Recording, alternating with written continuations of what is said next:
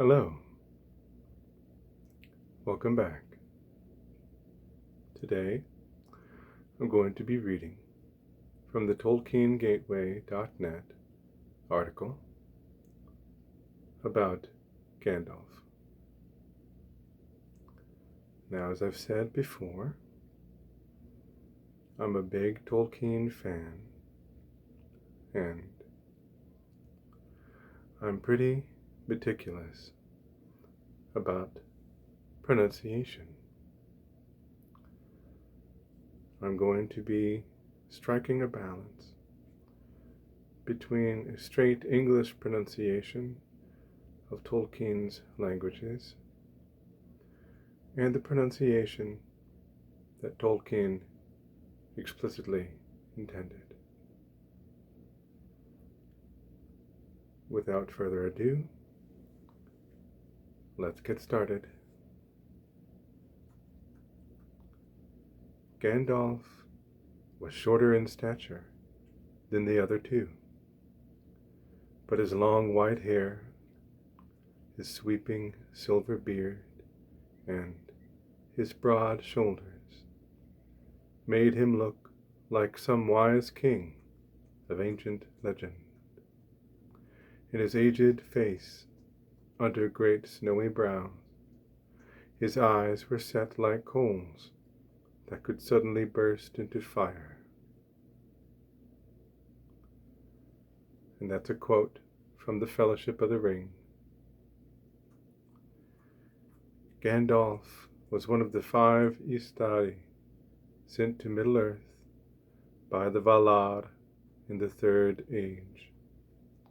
In Valinor, he was known as Olorin.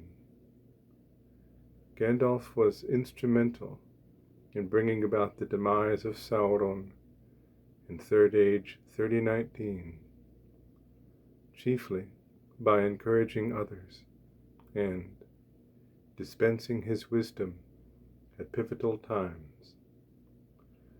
Gandalf was originally robed in grey and second to Saruman in the Order of Wizards. After his fall in Moria, Gandalf returned to Middle-earth as head of the Order, robed in white. Gandalf was noteworthy for his keen interest in hobbits. The wisest of the Maiar, Gandalf was created by Ilúvatar before the music of the Ainur. At the beginning of time, he was amongst the Ainur, who entered into Ea. In his youth, he was known as Olorin, and became one of the Maiar who served Manwë, Varda, Irmo, and Nienna named. He was associated with light and fire, much like his peer, Varda, yet his ways often took him to Nienna, from whom he learned pity and patience. He loved the elves, but he walked unseen among them, or wore a fana that appeared like an elf, and sent them fair visions in their hearts that made them wiser. Throughout his existence, he followed the example of Nienna and took pity on the sorrows of the children of Ilúvatar, and drove those who listened to him out of despair. During the Third Age, while Sauron's dark spirit of malice was increasing over Middle-earth, the Valar chose the Istari, missionaries from among the Maiar, to go and help the peoples. Manwë selected Olorin, who, at first, did not wish to go, as he feared Sauron. However, Manwë said that it was all the more reason why he should go. Furthermore, the One Ring, the location of much of Sauron's power, presumably still existed somewhere in Middle-earth. Olórin submitted to the will of Manwë and departed Valinor to Mithlond in the year of the Third Age, 1000. He arrived shortly after two of the Istari, Gurumo and Iwendil. At about the same time, the necromancer appeared in Mirkwood.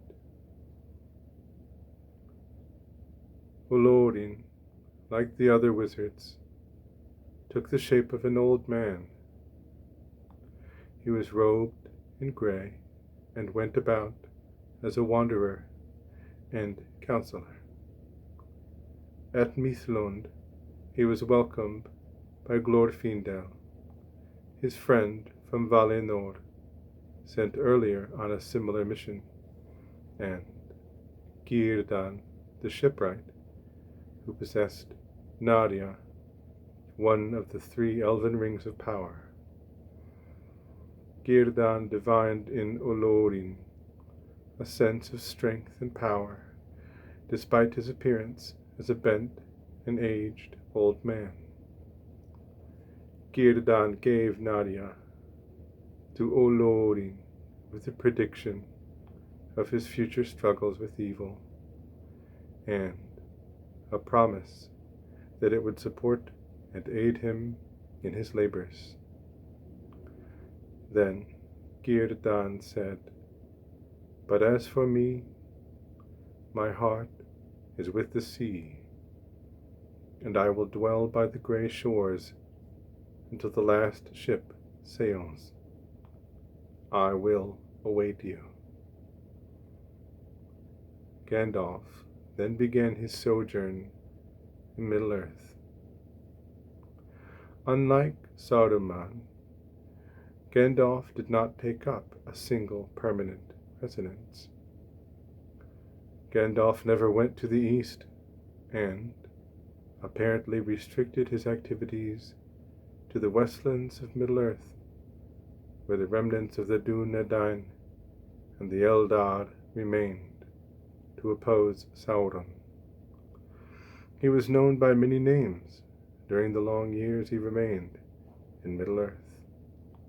Elves named him Mithrandir, the Grey Pilgrim, while the men of Arnor named him Gandalf, which became his most common name.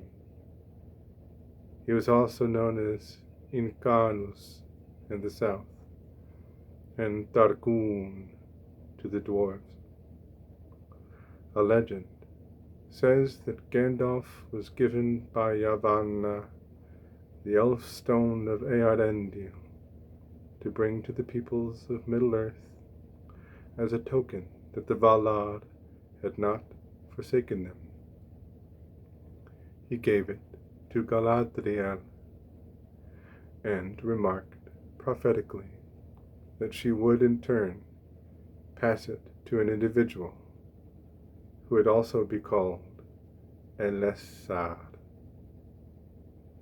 And Elessar is Aragorn. Around Third Age 1100, the Istari and the Eldar discovered that some evil entity resided at Dol Guldur in Mirkwood. Dark shapes moved in the forest, and evil began to multiply in the woods. Some thought a Nazgul had returned to torment the world, or some new evil was arising. Gandalf was unsure, and feared that, perhaps, Sauron himself might have returned. Over the next 200 years, the evil continued to grow, as well as the source directing it. Orcs were multiplying in the Misty Mountains and elsewhere. The Witch King, the mightiest of the Nazgul, had built a fortress in Angmar in the northern wastelands and waged unending war against the kingdom of Arnor. Meanwhile, Moria and Minas Ithil fell under a shadow, while other wars, plagues, and catastrophes occurred across Middle-earth. Gandalf went to Dol Guldur in 2063 to discover its secret, an entity known only as the Necromancer fled before him, preventing Gandalf from identifying him. After Gandalf's incursion, the evil there seemed to desist, and its absence allowed for some centuries of calm. That peaceful period was known as the Watchful Peace, and lasted for almost 400 years, but the Nazgul had used this period to prepare for Sauron's return in 2460. Realizing the returning evil, the wise formed the White Council 3 years later. Galadriel, bearer of one of the 3 elven rings and mighty among the Eldar, wished Gandalf to be the chief of the council, but he refused the position, wishing to set down no roots and to maintain his independence. Saruman took his place because of his vast knowledge. During his wanderings in Eriador, Gandalf met and befriended the isolated and secretive people of the hobbits in their country, the Shire. During the long winter of 2758, Gandalf came to their aid. It was then that he witnessed and admired the pity and courage the humble hobbits reserved in their hearts. When King Thrain II, a dwarf of the royal line of Lonely Mountain, disappeared on journey to Erebor, Gandalf looked for him. At some point, after 2845, he entered the abandoned city of Khazad-dûm. After his vain search, the wizards exited through the doors of Durin. However, this experience did not help him to know how to open the doors from the outside. In 2850, his quest led him once more to Dol Guldur, this time in secrecy. He found Thrain in the dungeon, who gave the wizard his last possessions, the map and key to Erebor. Most importantly, he found that the necromancer was no Nazgul. It was Sauron himself, and he had taken the last of the 7 rings from the Dwarf King. Sauron was gathering the remaining rings of power, and possibly searching for his lost One Ring. Gandalf escaped Dol Guldur and returned to the White Council. After relating his discoveries, he urged the council to attack Sauron while the One Ring was still lost and Sauron's power immature. But Saruman said that it was better to watch and wait, that the One Ring had long ago rolled from Anduin to the sea. The majority of the council agreed with Saruman. Elrond Half-Elven, a powerful member of the council, later privately told Gandalf that he had a foreboding that the ring would be found, and that the war to end the age was coming. Indeed, he added, he feared that it would end in darkness and despair. Gandalf encouraged him, saying there were many strange chances, and that help oft shall come from the hands of the weak. Gandalf did not yet realize that Saruman now wanted the ring for himself, and was secretly searching for it along the banks of the river Anduin. I'll stop there for now, and I can pick up where I left off next time.